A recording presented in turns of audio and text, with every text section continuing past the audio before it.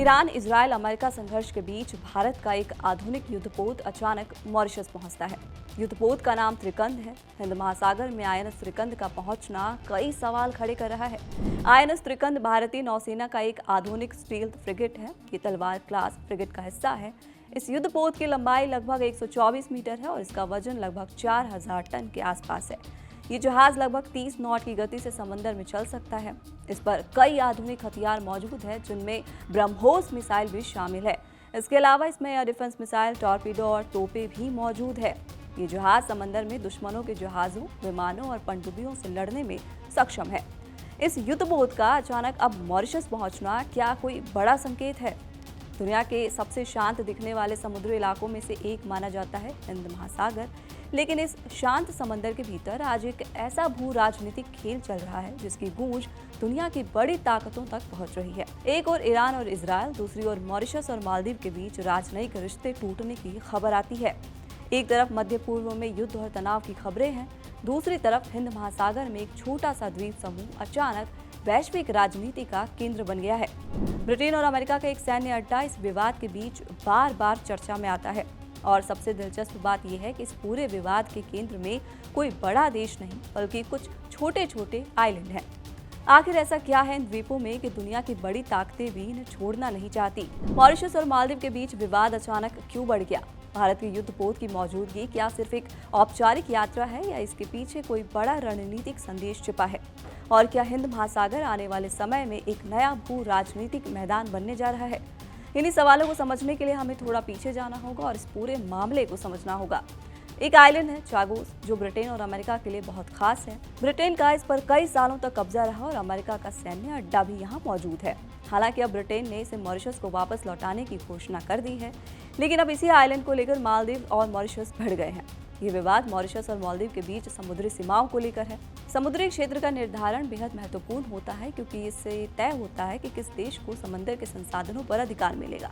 इस मामले में अंतर्राष्ट्रीय समुद्री कानून न्यायाधिकरण ने एक फैसला दिया था, लेकिन मालदीव के राष्ट्रपति मोहम्मद मुइज़ू ने इस फैसले को स्वीकार करने से इनकार कर दिया है।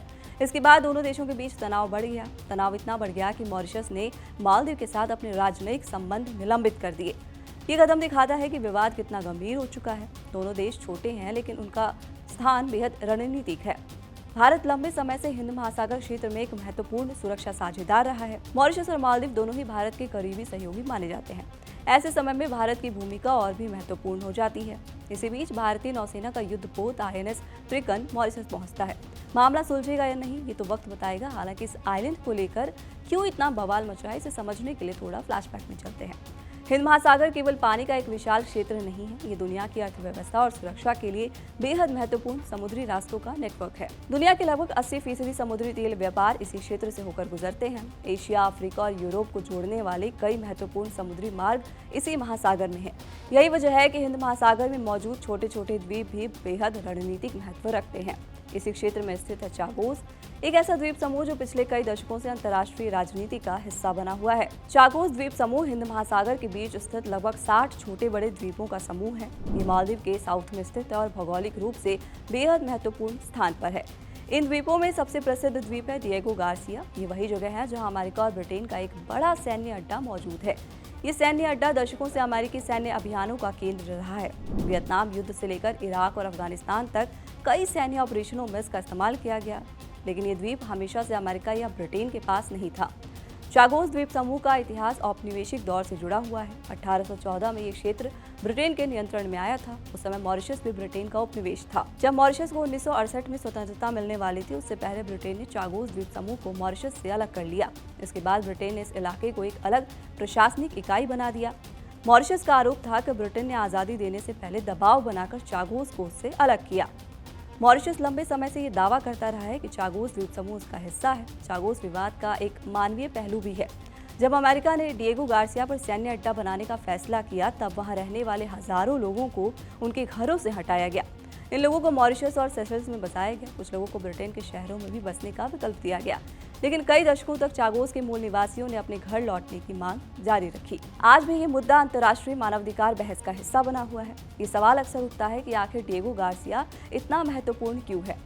असल में इसका जवाब इसकी लोकेशन में छिपा है। डिएगो गार्सिया हिंद महासागर के बिल्कुल बीच में स्थित है। यहाँ से मध्य पूर्व, अफ्रीका और एशिया के बड़े हिस्सों तक आसानी से पहुंचा जा सकता है।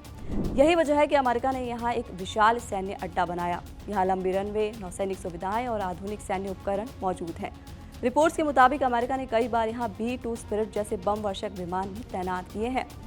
मॉरिशस लंबे समय से चागोस द्वीप समूह पर अपना दावा करता रहा।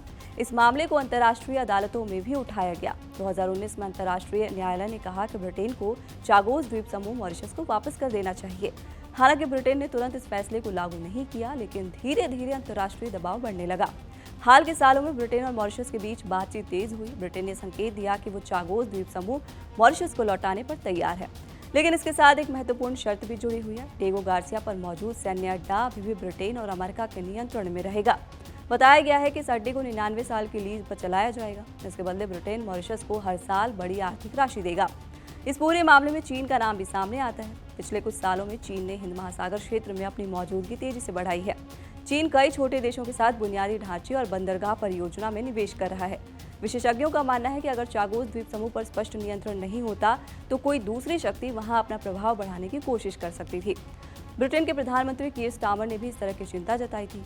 अब जब मॉरिशस के पास ये आइलैंड वापस आ गया है तो मालदीव के साथ रिश्ते खराब हो गए।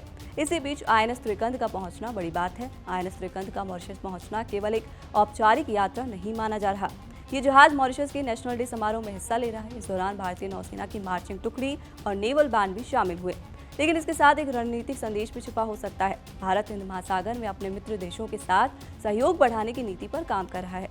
अब मालदीव और मॉरिशस के बीच बढ़ता तनाव कई सवाल खड़े कर रहा है। क्या चागोस विवाद आने वाले समय में और बड़ा रूप ले सकता है? क्या मॉरिशस और मालदीव के बीच बातचीत से समाधान निकलेगा? क्या बड़ी शक्तियां इस विवाद में सक्रिय भूमिका निभाएंगी? इन सवालों के साथ आपको छोड़े जा रहे हैं। आप क्या सोचते हैं इस खबर पर? कमेंट बॉक्स में अपनी राय जरूर दें। यहाँ ताजा खबर के साथ हर दिन की शुरुआत कड़क है। आमने सामने बैठ रखते हैं बात पूरे दम से, आराम से। चर्चा होती है बेधड़क।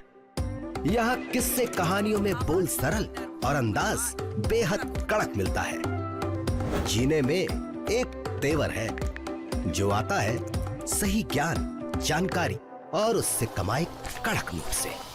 इधर मौके पर चौका नहीं, छक्का लगा जलवा दिखाते हैं। कड़क क्रिकेट से अपने रोमांच को जो बढ़ाते हैं। यहाँ की हर बात का मिजाज एक है, मिजाज कड़क। आपका अपना YouTube चैनल कड़क, लाइव बेधड़क।